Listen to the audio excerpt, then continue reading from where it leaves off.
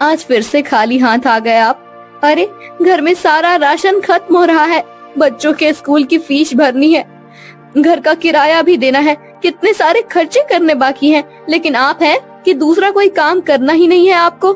पता नहीं और आपको कितने साल ऐसे लकड़ियाँ काट काट कर गुजारा करना पड़ेगा। अरे अब नहीं मिलती ज्यादा लकड़ियाँ तो क्या करूँ, और मैं कोई दूसरा काम नहीं कर सकता, ये तो तुम्हें पता है। लकड़ियाँ काटना हमारा खानदानी काम है, मैं इसे नहीं छोड़ सकता।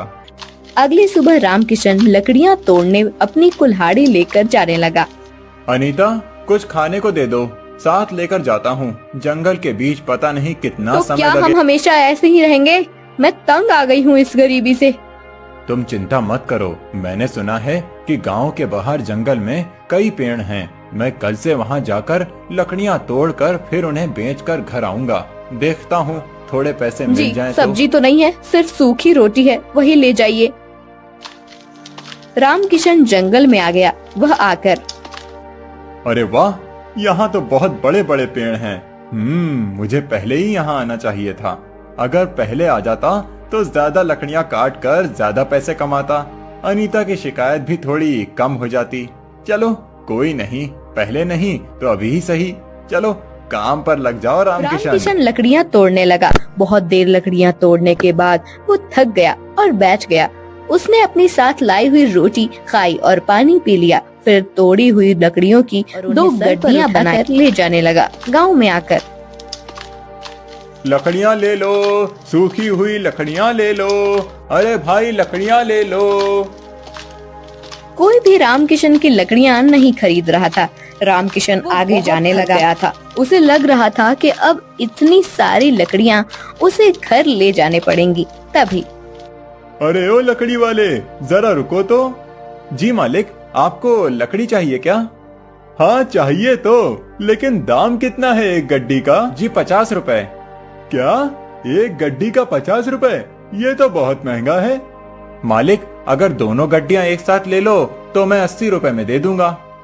इतनी महंगी लकड़ी? ये लकड़ी तुम अपने घर में तो नहीं बनाते, ऐसे ही कहीं से तोड़ कर लाते हो? फिर इतने ज्यादा दाम क्यों रखते हो? 60 रुपए में देते हो तो ले लेता हूँ दोनों गड्डियाँ। मालिक, लकड़ी तो ऐसे ही लाते हैं, लेकिन उसे तोड़ने के लिए मेहनत भी तो लगती है।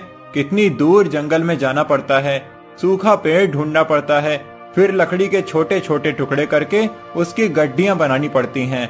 अब इतनी मेहनत का कुछ तो फल मिलना चाहिए ना। चलो ये बात भी ठीक है, ना तुम्हारा ना मेरा। तुम ये दोनों गड्डियां मुझे 70 रुपए में दे दो।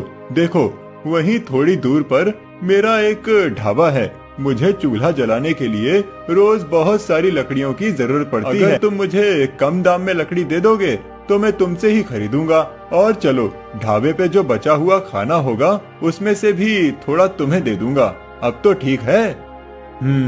ठीक है मालिक, आप 70 रुपए में ले लीजिए ये सब लकड़ियाँ। मैं कल भी आपके ढाबे पर पहुँचा दूंगा। सूखीराम को लकड़ी बेचकर उसके ढाबे से थोड़ा खाना लेकर रामकिशन घर आ गया। ये क्या लेकर आए हैं?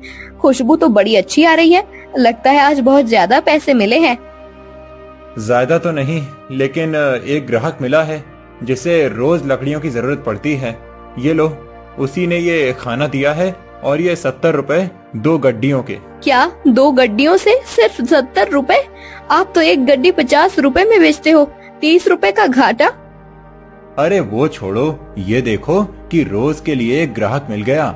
हाँ पैसे थोड़े कम हैं, लेकिन ठीक है, उसके बदले में खाना भी तो दे रहा है ना। जब रामकिशन लकड़ी तोड़ रहा था तब उसके हाथ से उसकी कुल्हाड़ी छूट गई और चींटियों के बाम्बी पर गिर गई। उस बाम्बी से कड़कड़ ऐसी आवाज आई। अरे ये क्या? लगता है चींटियों की बनाई हुई ये बाम्बी टूट गई। अब चींटियां बाहर आएंगी और मुझे काटने लगेंगी। चलो अभी जाता हूँ यहाँ से। रामकिशन जा ही रहा था कि उसे पीछे से आवाज आई। रुको मूर्ख। रामकिशन ने मुड़कर देखा तो उसके सामने पूरे शरीर पर मिट्टी लगे हुए एक ऋषि खड़े थे। मूर्ख, तूने मेरी बरसों की आराधना को तोड़ दिया है।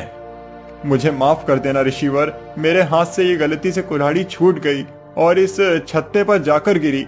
मुझे लगा कि अब ये चींटियां बाहर आकर मुझे काट लेंगी, इसीलिए मैं भाग रहा था। क्षमा नहीं, दंड मिलेगा।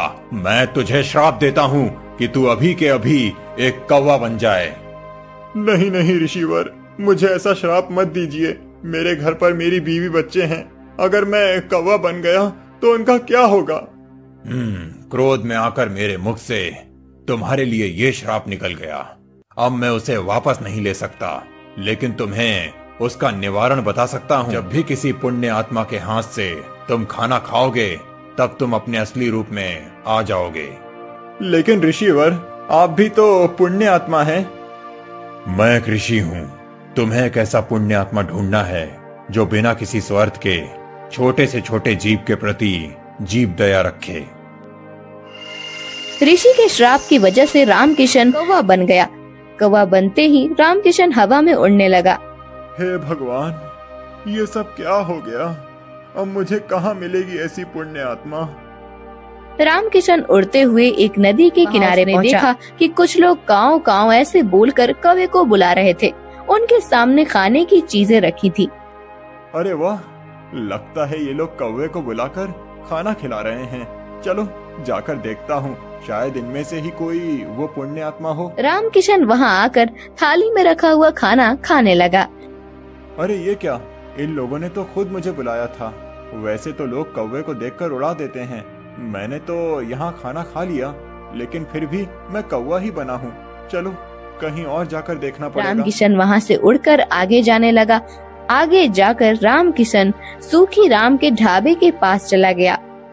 अरे मैं कितना बुद्धू हूँ। सूखी राम तो रोज मेरे और मेरे परिवार के लिए खाना देता है, तो उससे बड़ी पुण्य आत्मा तो कोई और हो ही नहीं सकता।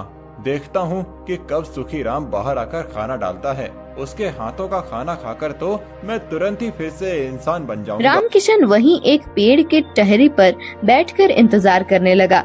कुछ देर के बाद सूखी राम हाथ में कुछ थालियां लेकर आया और उसने उन थालियों को बाहर धोने के लिए राम के जाते ही रामकिशन ने वहां आकर थाली में बचा हुआ खाना खा लिया। लेकिन फिर भी वो वैसे के वैसे ही उड़ते उड़ते ऋषि के पास आया और ऋषिवर, आपने तो कहा था कि मुझे ऐसी पुण्य आत्मा ढूंढना है जो किसी भी जीव के प्रति जीव दया रखे। आज मुझे नदी के किनारे कुछ लोग दिखे जो कौवे को बुला बुलाकर खाना दे रहे थे। उनके पास जाकर उनकी थाली में से खाना खा लिया। फिर मैं सूखी राम के ढाबे पर गया। सूखी राम तो मुझे रोज खाना देता है। वो सारी थालियां पंछी, कुत्ते, बिल्लियों के लिए रख देता है। मैंने उसकी हाथ की थाली से भी खाना खा लिया, फिर भी मैं इंसान क्यों नहीं बना? बेटा, तुम जिन लोगों के बारे में बात कर रहे हो, उन दोनों के दिलों में स्वार्थ की भावना थी। पहले तुम नदी तट पर गए। वहां के लोग उनके किसी परिजन की आत्मा की शांति के लिए श्राद्ध कर्म कर रहे थे। उसमें उनका स्वार्थ था कि उन्हें पितृदोष ना लगे। वहीं सुखी राम कुत्ते, बिल्ली और पंछियों को जो खाना छोड़ता है, वो बाकी लोगों की खाई हुई थाली में बचा हुआ होता है। अगर सुखी राम के मन में जीव दया होती तो वो उनके लिए अलग से थाली बनाकर रखता। इसीलिए वो दोनों भी पुण्य आत्मा नहीं हो सकते और खोज करनी होगी। ऋषि की बात समझकर रामकिशन फिर से पुण्य आत्मा की खोज में उड़ने लगा।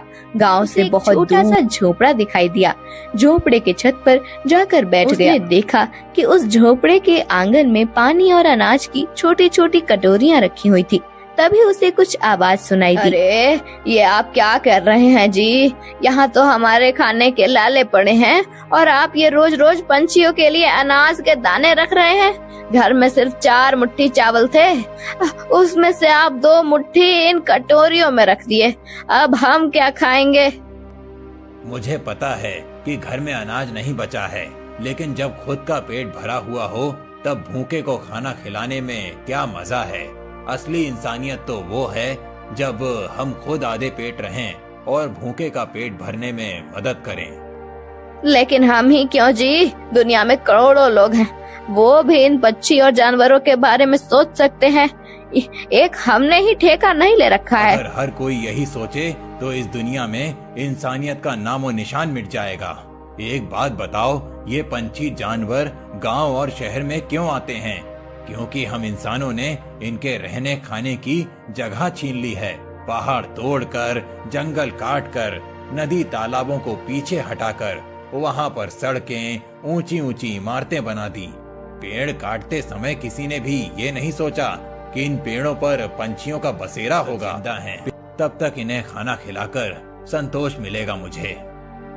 ऐसा कहकर दादा अनाज खाते हुए पंछियों को प्यार से निहारने लगे। रामकिशन भी नीचे आकर उनके रखे हुए एक कटोरी से खाना खाने लगा। एक दाना उसके मुंह में जाते ही रामकिशन पहले जैसा बन गया। उसे ऐसे अचानक देखकर, अरे ये क्या, कौन हो तुम और ऐसे अचानक कैसे प्रकट हो गए? आप सच में एक पुण्य आत्मा हैं। मैं आपको सब बताता हूँ। पहले मैं आपका धन्यवाद करना चाहता हूँ। आपकी वजह से मैं असली रूप में आ गया। आपका बहुत बहुत धन्यवाद। फिर रामकिशन ने रिसीवर वाली सारी कहानी दादाजी को बताई। ऐसी कोई बात नहीं बेटा, मैं तो सिर्फ अपना कर्म कर रहा हूँ। नहीं बाबा, आप नहीं जानते कि आपने मुझ पर कितने उपकार किए हैं। आपके दिल में सच में बहुत जीव दया है। रामकिशन खुश होकर अपने घर आ गया। उस दिन के बाद रामकिशन बहुत मेहनत करके तरक्की करने लगा। उसके अच्छे दिन आ गए।